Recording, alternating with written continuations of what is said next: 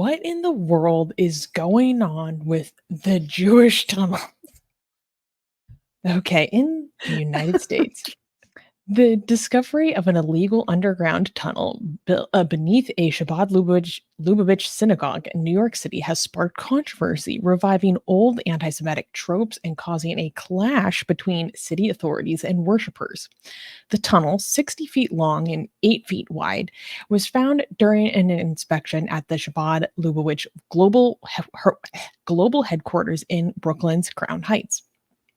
It compromised the stability of nearby buildings, leading to a partial evacuation and citations against the building owners. However, this tunnel, far from being a nefarious plot, was actually an initiative by young Chabad students to expand the center in honor of Rabbi Schneerson, which I will explain more about that later. This act, which led to the arrest of 9 students in violent protests, was condemned by Chabad leaders, and with Queens Rabbi Shaul Wertheimer saying, quote, "I'm not excusing their actions, but someone who's willing to destroy, vandalize, and deface a synagogue, their own synagogue at that, I would have to imagine they need a little bit of help, and I hope they're able to get that help." Okay. There is so much to unpack here, and I have a couple things to say before we start digging into this. First of all, Digging, was that on purpose? no, Dig No, okay. that It's not. wasn't. Okay. Sure. Okay. First of all, this is just hilarious because the idea, I think this would be funny no matter what group this is, because I was thinking like the idea of kind of a niche, fairly. Wait, no, I don't bring those up yet. I need to explain that later. No? Okay. The idea of a niche, fairly misunderstood religious movement, like digging holes and having like a secret tunnel is, I think, super hilarious. I was trying to imagine like if we discovered that the Amish were digging tunnels for whatever reason. I think that would also be freaking hilarious. And the other thing I wanted to say before I dig into the details, because I've been doing research on this, is that honestly, what I learned about the background of what happened here is so much more interesting than all the conspiracy theories. What I learned about what went down is so much more fascinating than like, they're trafficking children. Oh my god, they're running drugs underneath there. Oh my, like, The children, or even worse. what I are don't want to repeat a lot of the beliefs because they're so bad, but okay, it's so bad. By the way, the conspiracy theories people are coming up. I mean, is Jewish tunnels, it's like Jewish digging holes under the city. Of course, the anti-Semites are just coming out of everywhere and coming up with the most bizarre explanations for what's happening here. And we don't even know. Yeah, I wanted to say some of the funny ones, but I don't know. We might get in trouble for repeating them. But as Susanna mentioned, the actual story is so much more interesting than the crazy stories that these people. Okay. Yeah, but So go on. let me explain what I understand. And if there are people in the live chat that are knowledgeable about this and I'm getting the details a little wrong, please feel free to correct me. Because learning about this movement was new to me, right? Okay. So let's start from the beginning. There is a movement in Judaism about 250 to 300 years old, so pretty new for Judaism standards, called the Chabad-Lubavitch movement. And it's originally from like Eastern Europe, Poland, Ukraine. And there is in this movement is a Hasidic movement, one of the Hasidic movements, and within the Hasidic movement is within the Orthodox movement. Okay, so we have like Orthodox, Hasidic, Chabad-Lubavitch. What's interesting about Chabad-Lubavitch is that they are one of the most well-known Hasidic movements, one of the largest Jewish organizations in the world, and unlike other Hasidic communities that can tend to be very self-segregated, the Chabad movement actually intentionally goes to go live amongst secularized communities, secularized Jewish communities, because their intention and mission is to essentially promote Orthodox practice among secularized Jews. They want to make secularized Jews, encourage them to do more religious practice, to obey the commandments of the Torah, to live a more religious life, to follow more of the religious laws, that kind of thing. So they have Shabbat houses all over the world, and this is what they're famous for. And partly why they're more well known than other movements is because they basically kind of set up little emissaries or kind of like consulates all around the world, even in places with a very tiny Jewish presence, so that they can always have someone there to like encourage people to follow more religious law and tradition. So that's my understanding so far. No, Armin, wait, don't pull that up. No, I'm just So playing it in the background just so people have some imagery to look at while they're talking. I'm You sorry, don't it's want really that? distracting. Okay, So I'll bring it back. so now let's unpack what's happening here. So the world headquarters for this movement is in Brooklyn, Crown Heights. And the building is known as 770. Okay. So we're just going to call it 770 for short. So let's back up a little bit. 30 years ago, they had a rabbi that they just called Rabbi Schneerson, who died. And Rabbi Schneerson was such a famous rabbi that his presence, his reputation actually extended far outside the community. And he was so famous and loved by the group that since he died, he never named a successor. And for the past 30 years, no successor has ever been declared. And so they have no formal singular rabbi as a leader of this movement. What happened also then in the 90s is that there started to be a legal battle over who owns this building, who has the property of this building. So when the rabbi died, there is a movement within the Chabad movement. So we have, again, Orthodox, Hasidic, Chabad, and now we're getting into within Chabad several movements. There's a movement that believes that he is the Messiah, that Rabbi Schneerson is the Messiah and the savior of the Jewish people. And I have seen conflicting reports. Some reports say that it's actually common for all of Chabad to believe that he's the Messiah. Some people say that no, that's not true. Only some sections of Chabad believe that he's the Messiah. But then it gets deeper than that. Okay, so now we're going another level deeper. I hope everyone's following. Okay. We have the first layer. Okay, so on the newest layer is that there's people that believe that he's the Messiah, and then within the people that believe that he's the Messiah, there are people that believe that he's dead, but he's the Messiah, and there are people that believe that he is still alive. There are people that believe that he's the Messiah and he is still alive. So yes, exactly. You're bringing up a photo of like, these are some of and this little crown that you see in the corner of the sticker, that's one of their symbols.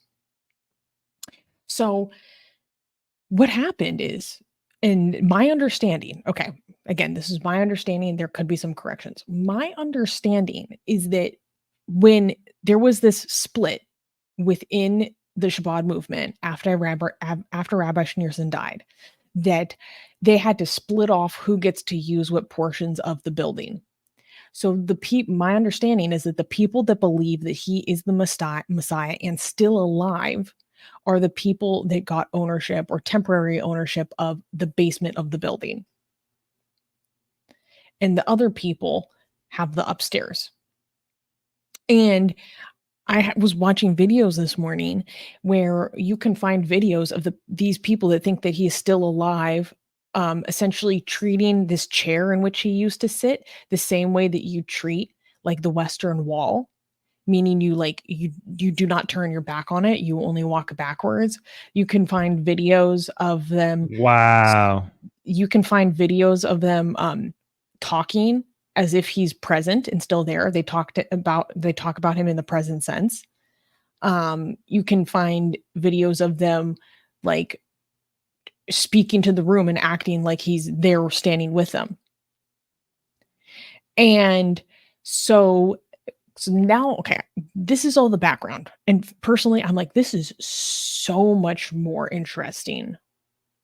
This is so much more interesting to me than the conspiracy theories.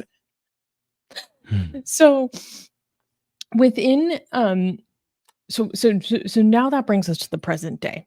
Okay. So about a month ago, these tunnels were discovered. But we didn't know about it. This didn't get mainstream exposure until when the police had a confrontation with some of these students in the basement because they wanted to close the tunnel. So actually, this tunnel has been known about for a while, just the world didn't know, so to speak. Okay, so this is where things get interesting. Why were they building a tunnel? What is going on here? So Rabbi Schneerson said before he died, he said that he wanted to expand the temple. And some people think that this is because so many people wanted to pray there because he was so holy and they were very attracted to him, and there wasn't enough space. So that was a dream for a really long time. But that was not able to happen because the building is under legal contention. And so if the building is under legal battle, you're not allowed to make changes to it, right? So that's one issue. And then there are other people, this is where things get interesting, that think that Rabbi Schneerson, because he was the Messiah, that means that he is supposed to rebuild the third temple in his lifetime. Because the Messiah is here to rebuild the third temple and bring peace to the world. And so they're like, he told us to expand the temple, and this is the third temple. Or people interpret 770 to be the third temple. So then that explains why when the police showed up to fill in the tunnel, because it caused damage and instability to nearby buildings, that the students started to fight them because they're like, this is our rabbi's wishes, or this is the Messiah's wishes, and we need to expand the synagogue or even rebuild the temple. So to me, that really explained like the passion and fervor behind it. And there are other reports that I read that said that some of or maybe most of the students that were arrested for doing this, or at least brawling with police, were some Chabadniks from Israel, and that they were more extreme than the other ones. And so from this one little town, they even had a name for them. And then so they attributed some of the fighting with police to like that specific group who had been living in Brooklyn doing studying or whatever for a year. But this was so much more interesting to me than the conspiracy theories. I'm like, I didn't know that they thought that he was a Messiah. Like this morning I was watching, because I wanted to learn more about this movement. So I went to go look for videos of other Jews explaining this movement. And I was watching videos this morning of an Orthodox Jew, so full Orthodox, but just not from this movement, talking about how he and other rabbis condemn it as a cult because the idea that you had decided that you can declare that you have found the Messiah is extremely controversial in Judaism. Blasphemous. Obviously. Blasphemous. It's Well, exactly. So, blasphemous. For Armin, for someone who like doesn't know, could you explain like why that's so contentious and blasphemous? I mean, the entirety of the point of the Jewish religion is that we're waiting for the Messiah. I mean, the whole idea of whether Messiah has come back is what started Christianity. Like that's um, how different the sect of Judaism was from the traditional one, that it ended up becoming its own religion called Christianity. So that's how much you're diverging away from what it's accepting. So when the second temple was destroyed by the Romans, there was two things that came out of that. There was one of them was rabbinic Judaism, which was focusing on the act of prayer and reading the text, the Holy Scripture, as an act of worship instead of the sacrifices that you were supposed to do at the temple, because there was no temple anymore. And the other direction was, the early Judaism sect that now we refer to as Christianity, which kind of decided, like, you know what, we don't need to do animal sacrifice because Jesus was sacrificed in return. So this is how big of a deal this is. This is this level of change is uh, historic. Like it complete. Technically, you could be considered a new religion. Like, is this even Judaism anymore? Given that whenever in history, 2,000 years ago, when we had changes like this, we considered them the birth of new religions, not the. That's how fundamental this change is, I would say. And Yeah, that's but exactly what a bunch of the other Orthodox Jews that I was watching were saying. They're like, yeah, this group loved their rabbi so much that when he died, like they couldn't cope with it, just like essentially. Jesus. That's the whole point And of Jesus dying. Jesus dying, not dying, is because Jesus died and people couldn't cope with it. We're like, oh well, he didn't die. You say he died. No, he didn't die. He's he's just gonna come back. It's gonna come back. So that's just like denial. I think the whole point of Christianity was people not being able to accept that their leader just died. Which is happening here again. yeah, and so a bunch of Orthodox Yeah. Jews are like, no, this is completely against our religion. Like, this is blasphemy. Like, they even called what this group did to the synagogue like the most cardinal sin, which is like desecrating God's name. Um, Secular Rarity saying, I mean, would it really be blasphemy if they got it right this time? Right. Good point. You By the way, have a Susanna, let good me know point. when I can show the Jews and holes images. When let me know, because I have my finger on that sharing thing. I'm just waiting for you to just give me the signal that it's time to show me Okay. the images. Okay. Um, Okay.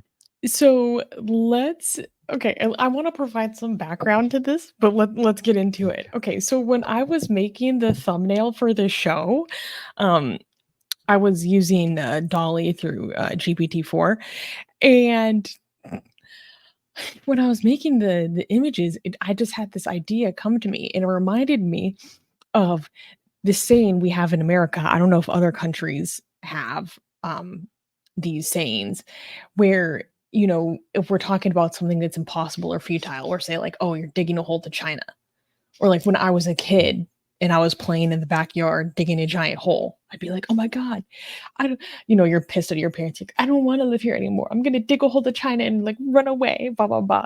And then that sparked an idea in my head. Okay, go ahead. Okay, so this is the first one. Yeah. But you were not content with China, were you? You No, were no, no, like, no, no. let's Yeah. go further. Yeah, I was like, Okay, dig a hole to so China. No, we can do one better. go do. This is Japan, I'm assuming. The next one, Yes. right? Yes, yes, yes, Yes. yes. Okay, this is obviously Australia, Yeah. right? So, and I guess we have Thailand here. This is Uh-huh. Yeah. beautiful. I Yeah. love this. Look how. And is this Chile? No, no, this is Mexico. Yes, yeah. Oh, we had a Chile. I don't have it here right now. I forgot to open Oh, it. no, no, it was yeah, he dug a hole to Machu Picchu. Machu Picchu. Where is that Machu Yeah. Picchu one? Okay. Yeah. Okay, I'll get the Machu Picchu one. I don't know, but for some reason, the idea of them digging so far that they ended up on the other side of the earth was just so funny to me. Like, I was I love I it. I was love these images. dying laughing. Um, Wait, much? because like I said last week, some people are saying, guys, there's no reason to make hateful conspiracies about what happened here. Because the Yeah. answer simply is if you get enough, thank you. Yes, here we go, Peru. If we get enough boys together, if we get enough boys together, they will dig a giant hole. It really is that simple. There is no reason to have a conspiracy theory. It's very easily Yes. explained. Just take any group of boys to the beach. Basically, doesn't matter how old they are. Take them to the beach. They will start trying to dig a giant hole. It's about as predictable as the sunset. Or well, I mean, it's either that or just throw a long stick somewhere. I mean, I think most, adult men, the only reason why they don't pick up a long stick and pretend that it's a sword is because they think that it's embarrassing, and they're not supposed to do so because they're adults now. But every Yeah, yeah, time, yeah. I think every time, most men, every time they see a long stick somewhere, they're like, if these people were not around right now, I'll just pick this up and I will pretend like I'm a warrior, like that, and this is a Yeah, sword. you see a good sword stick, you're like, fuck, Right. it's such a good sword. Right. I mean, is it just me, or like I think that's true with most men? I don't know. Yeah, no, no, no, no, no. Okay, we have a few things here. We have digging holes.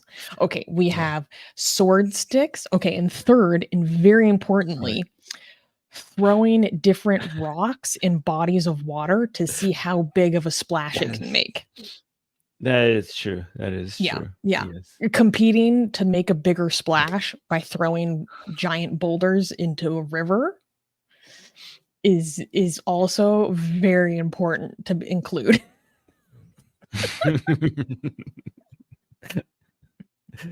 Oh. I love that people are like, "Oh yeah, no, I literally do that." Sword stick. Yes, the sword stick. Wait, Um, okay. We have a bunch of super chats that super chat. are really, I mean, comments in the live chat. Um Then we get to the super so chats after. let's go through the comments. Yeah, I liked this one by Dean. Jewish tunnels in one sentence. Another cherry-picked misunderstanding that acts to help push a mimetically driven narrative onto a subset of people primed to accept claims without confirming evidence. Exactly. Secular Rarity said, I mean, in their defense, have you seen New York real estate prices recently? By the way, um, the most interesting part of that story was for me that how this is a small building, and they have turned each part of it into like a holy symbol with its own significance. Like the upstairs is where we don't go, but now we could go down because they don't let us upstairs. Like it's just like a hallway, like it's just a small area, and like there's a like the upstairs has its own religious significance, and the bottom part is now had its own religious significance, and now because we can't go up, we're gonna go down. Like I don't know, it's just like they just turned like something that is just a building into something very significant. I don't know, I found that interesting. Yeah. and Uzair Jabril is saying, Susanna, did you assume this has to do with the third temple? I heard that they just wanted to get to the mikveh faster. So that's the religious bath, and the cleansing before prayer and stuff. So I also heard about the mikveh, but I have heard many people talking about the third temple as an explanation. The facts of the matter might be different, but I just wanted to throw that out there Wait, as a possible explanation. wait. So the other explanation sounds more crazy to me than the third temple explanation. You're saying the other explanation is like we just want to go to get to the bath faster, so we just dug tunnels underneath the building because we couldn't wait enough Like, I don't understand what No, I this is think the even more idea is crazy. more that they want to go to the mikveh and then stay within the same area without going outside and then becoming like unclean before re-entering the synagogue. I could The be wrong, synagogue. but that was one of my understandings.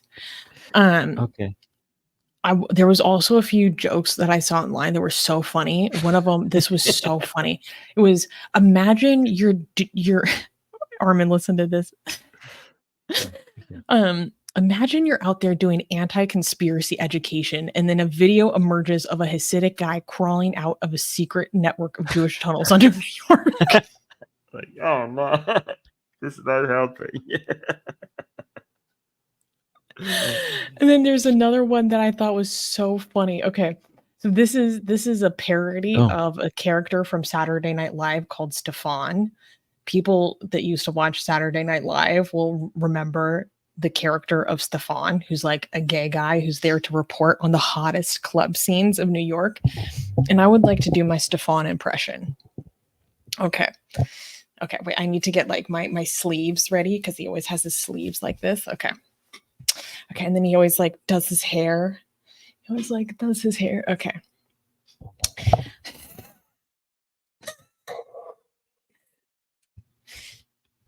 New York's hottest club is 770, located in an illegal tunnel under Chabad-Lubavitch headquarters in Crown Heights. This club has everything: cement trucks, messianism, anti-Semitic conspiracies galore. The bouncer is the most Italian man in all of NYPD.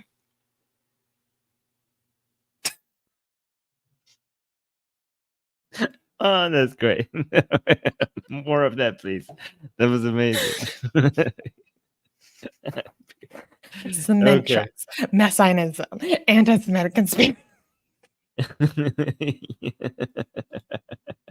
I like this comment by Great. Suresh. Humanity yearned to diggy holes. By the way, I'm actually quite surprised. Look at this. We're still monetized after talking about Jewish holes. I thought Jew holes would get us demonetized. I know, me too. I'm impressed. I don't understand YouTube, honestly. Like, the things that we think will get us demonetized doesn't get us demonetized. And the things we're like, what did we say? Like, what did we say? This was completely fine. And then, like, we demonetized. Like, YouTube, I think YouTube is messing with our head right now by keeping us monetized. I thought, like, something that feeds anti-Jewish conspiracy theories would, like, get us demonetized like this. And it doesn't. I think they're just messing with us. So, like, I bet they will get confused if we don't demonetize them this time. Let's get them very confused. Okay, thank you. No, Thank because you too. Armin, Right. they say that Allah is the greatest of deceivers, but really, we know Right. that the greatest of deceivers is the YouTube algorithm. And ironically, it is the YouTube gods. The YouTube algorithm gods are the only gods that we recognize and pray to. So if you would like to submit a prayer Yeah. with me, brothers and sisters, to the YouTube algorithm, and you can do so by pressing that like button. If you were here and you have not hit that like button, please do so. And especially if you learned something today, because I learned a lot when studying this episode. Because Armin, how much more interesting is that than the nonsense? I'm like, you're telling me Yeah. that there's like a small subsection of this religious movement believes that the rabbi is alive and they talk to him in the building as if he's still there? This is so much more interesting. I met them, by the way, when I went to New York. I recorded a documentary with them that I never edited and released, which is Well, were pretty fun.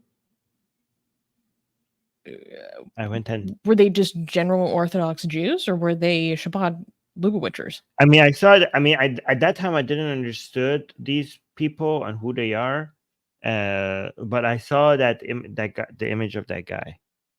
I saw his image. Oh. Yes. I did release one documentary about him, which is on the Ideas on Bugs channel. Anyways, we should get to the super chats. Okay, wait. Do you mind reading those for a second? Because I want to fix something in my room. Yes. So before this, we got this before even the show started by Ramo Bees with the super sticker from Canada. Well, thank you so much. Thank you, thank you, thank you. And then we have another super chat from Rianch. I wish Susie was here. She's better with names. Susie, help me out. I Okay, think it's so Ryan, like Ryan Rianch. SH. We're just going to call you Ryan. Yes. Do you want to read this one? Because I don't. Oh my God! Thank you for the Your topics are $10, very Ryan. He's saying, "Hi, Armin. important.